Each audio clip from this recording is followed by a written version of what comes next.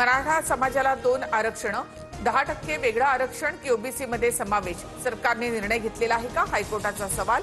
पुढील सुनावणी 4 ऑक्टोबरला.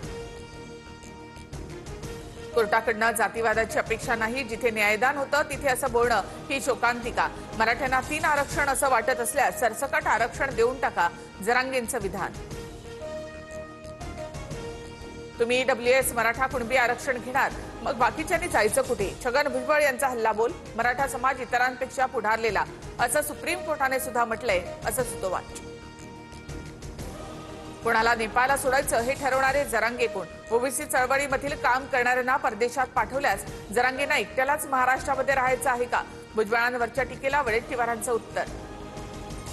भुजबळांची इतकी बाजू घेत आहे, मात्र भुजबळ तुम्हाला ओबीसींचा नेता होऊ देत नाहीत, तुमच्या बैठकीला येत नाहीत, जरांगेंचा वडेट्टीवार यांच्यावर निशाणा.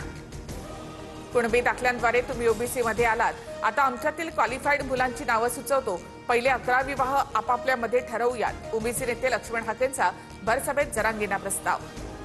लक्ष्मण हाके त्यांची मुलगी ओबीसी मधील बागवानाला देणार का? ओबीसी तरुणांच्या लग्नाच्या प्रस्तावावर मराठा समन्वयक योगेश केदार यांचा पलटवार. आरक्षणाच्या मुद्द्यावर कॅबिनेटमध्ये गँगवॉर होईल, मंत्र्यांचे खून पडले तरी आश्चर्य वाटणार नाही, खासदार संजय राऊत यांचं वक्तव्य.